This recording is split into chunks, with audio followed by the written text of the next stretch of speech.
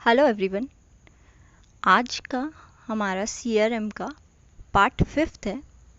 इससे पहले हम 4 लेक्चर कंप्लीट कर चुके हैं एंड 2 या मैक्स टू मैक्स 3 लेक्चर में हमारा सीआरएम का थ्योरी पार्ट कवर हो जाएगा।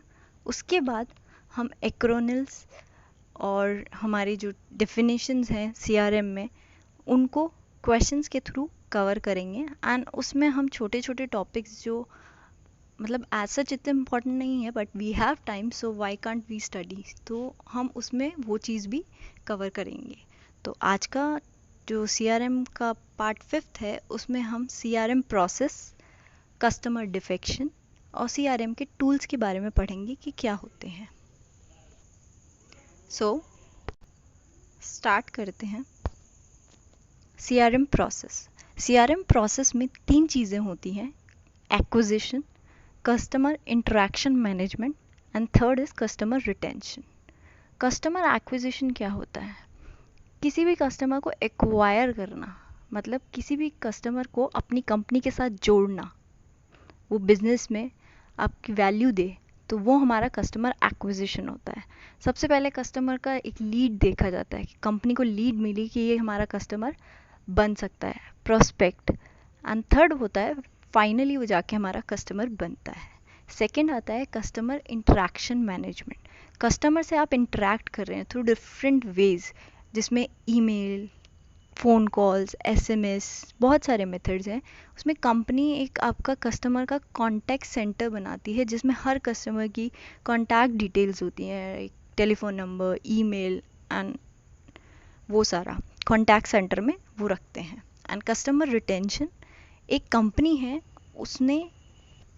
उसने कस्टमर को एक्वायर किया तो उसको अपनी कंपनी के साथ बनाए रखना इस कस्टमर रिटेंशन, ताकि वो उसकी लाइफ टाइम की वैल्यू उस कंपनी को दे। तो कस्टमर रिटेंशन मतलब कस्टमर को अपने साथ बनाए रखना थ्रू डिफरेंट सर्विसेज जो भी आप देते हैं कस्टमर्स को। तो customer retention is the activity that a selling organization undertakes in order to reduce customer defection. अब कस्टमर डिफेक्शन क्या है ये हम नेक्स्ट स्लाइड में पढ़ेंगे।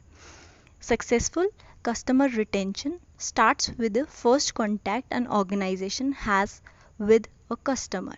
मतलब सबसे पहला रिटेंशन का प्रोसेस वहीं से स्टार्ट हो जाता है कि आपने पहला कॉन्टैक्ट कस्टमर से बनाया and continues through the entire life time of a relationship. A company's ability to attract and retain new customers is not only related to its product or services but strongly related to the way it services its existing customer and the reputation it creates within and across the marketplace। तो customer retention में आपकी एक brand की image and आपकी services दोनों एक important factor play करती हैं रिटेंशन में। Next is strategies of customer acquisition. अब कस्टमर एक्विजिशन, कस्टमर को एक्वायर करना है तो आप डिफरेंट प्रोसेसेस के थ्रू करते हैं। उनसे ईमेल से कांटेक्ट, मार्केटिंग करते हैं, उनसे फ़ोन से कांटेक्ट करते हैं। तो इसमें 2 टर्म्स आपकी जनरली यूज़ होती हैं। सबसे पहली तो CAC, customer acquisition cost, CAC customer acquisition cost. And दूसरी टर्म होती है SEO, search engine optimization. Search engine optimization ये होता है कि आपने सर्च इंजन का पता होगा, गूगल, याहू, ये सर्च इंजन है जिसमें आप डाल के सर्च कुछ भी कंटेंट जो आपको सर्च करना है वो आप टाइप करते हैं ना, आपको उसका कंटेंट मिल जाता है। तो हम इस तरीके से वो कंपनी ऑप्टिमाइजेशन करती है कि आपको सर्च में उनका प्रोडक्ट या जो भी रिलेवेंट है वो चीज़ें मिले, तो वो एक सर्च इंजन ऑप्टिमाइजेशन में आता है। स्ट्रैटेजीज़ क्या हैं? Focused approach. हर कस्टमर की अपनी अपनी डिमांड्स होती हैं, अपनी अपनी रिक्वायरमेंट्स होती हैं, तो हर कस्टमर के साथ डील करने का भी तरीका अलग अलग होता है। अगर कस्टमर को प्राइस से रिलेटेड है तो हम उस तरीके से उसके साथ डील करेंगे। तो हर कस्टमर की अलग अलग डिमांड्स के अकॉर्डिंग हम एक फोकस्ड अप्रोच लेके चलते हैं।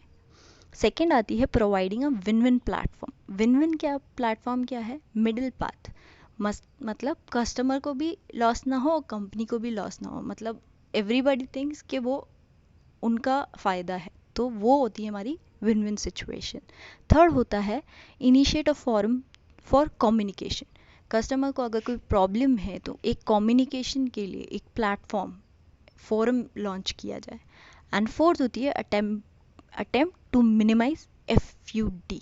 अब FUD क्या है, ये इंपॉर्टेंट है, इसे याद रखना, फियर, अनसर्टिनिटी एंड डाउट। किसी भी कस्टमर के मन में आपके प्रोडक्ट को लेके कोई भी फियर, कोई भी अनसर्टेनिटी, कोई भी डाउट नहीं होना चाहिए। Fifth, projection of benefit and not product. And sixth, focused on decision making, कि हमारी जो भी रिक्वायरमेंट्स हैं, कस्टमर की जो भी रिक्वायरमेंट्स है उसके अकॉर्डिंग क्या डिसीजन लिया जाए। नेक्स्ट, अब आता है कस्टमर डिफेक्शन। कस्टमर डिफेक्शन के कुछ और नामों से भी इसे जाना जाता है, जैसे कि customer turnover, customer churn and customer attrition. Customer churn, customer attrition and customer turnover and customer defection all are same. ये क्या होता है कस्टमर डिफेक्शन? मतलब किसी भी कस्टमर ने अगर आपकी कंपनी के साथ बिजनेस करना बंद कर दिया, मतलब आपके प्रोडक्ट्स लेना बंद कर दिया, आपकी सर्विसेज लेना बंद कर दिया, तो वो कस्टमर डिफेक्शन में आता है। तो customer defection is the rate at which customers defect or stop the usage of product of a company business with high defection rate would be losing their existing customer। अगर किसी business का, किसी company का defection rate बहुत ज़्यादा high है तो वो ऑब्वियसली अपने एग्जिस्टिंग कस्टमर लूज़ कर रही है। अब टाइप ऑफ डिफेक्शन, हर कोई भी कस्टमर है, हर कस्टमर की रिक्वायरमेंट अलग अलग होती है। किसी की रिक्वायरमेंट सर्विसेज से होती है, किसी की रिक्वायरमेंट प्राइस से होती है, किसी की क्वालिटी से होती है, अलग अलग। तो डिफेक्शन के जो टाइप्स हैं वो भी अलग अलग होंगे, जैसे कि price defectors, product defectors, service defectors, market defectors, technology defectors, जिसकी टेक्नोलॉजी किसी टेलीकॉम कंपनी के कोई 4G दे रही है, कोई 5G दे रही है, तो टेक्नोलॉजिकल एडवांसमेंट की कमी है तो उसकी वजह से ऑर्गेनाइजेशनल डिफेक्टर्स। अब कस्टमर को डिफेक्टर है तो उसको हम प्रिवेंट कैसे कर सकते हैं? तो कस्टमर का ऑब्वियस नेचर है कि वो छोड़ के क्यों जा रहा है, कुछ तो या तो हम उसको सर्विस ढंग से प्रोवाइड नहीं करवा पा रहे, या हम उसे वो चीज़ नहीं दे पा रहे जो उसे रिक्वायरमेंट है। तो कस्टमर डिफेक्शन को रोकने के दो तरीके हैं, एक तो superior services and database management. Database management से क्या होगा, आप अगर डेटाबेस मैनेजमेंट करते हैं तो आप हर कस्टमर के साथ डील कर सकते हैं, उसकी रिक्वायरमेंट्स जान सकते हैं, उसकी प्रॉब्लम्स हैं वो जान सकते हैं। तो every customer that you keep represent at least 3 that you don't have to attract.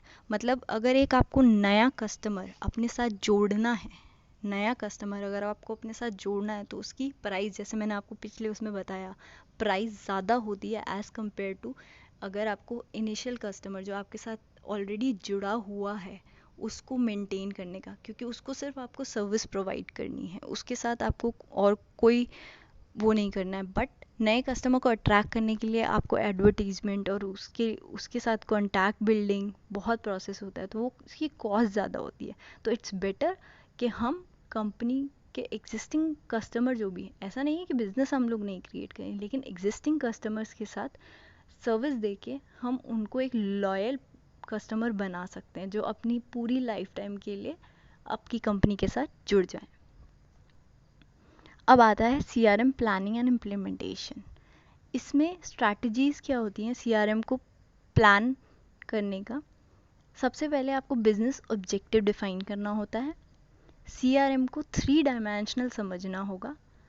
3D, इसमें पूछ सकता है कि 3D क्या होता है, तो 3D में people, process and IT, using a structural approach to manage CRM, identifying both corporate and customer need, using customer needs to re-engineer business approach। ये बेसिकली इस टॉपिक को कराने का ये मतलब था कि CRM की 3 डायमेंशनल अप्रोच आपको बता दी जाए, जिसमें तीनों को इंक्लूड करता है, प्रोसेस, पीपल एंड IT। अब CRM के टूल्स क्या क्या हैं? इसमें आता है strategic implementation, strategic CRM, technology and implementation, mobile business for the enterprises, sales and marketing, business intelligence and customer contact centre, जो मैंने आपको पहले उसमें बताया कि कस्टमर एक्विजिशन में कैसे हेल्प करता है। अब ये जो CRM टूल्स हैं ये हम नेक्स्ट जो हमारा नेक्स्ट लेक्चर आएगा उसमें हम इसको डिटेल में पढ़ेंगे, CRM टूल्स एक एक करके क्या होते हैं। तो इसमें 2 या 3 मैक्स लेक्चर्स में हम इसको ख़त्म करेंगे एंड फिर हम ऑब्जेक्टिव टाइप क्वेश्चंस करेंगे। तो आज के लिए इतना ही। Thank you.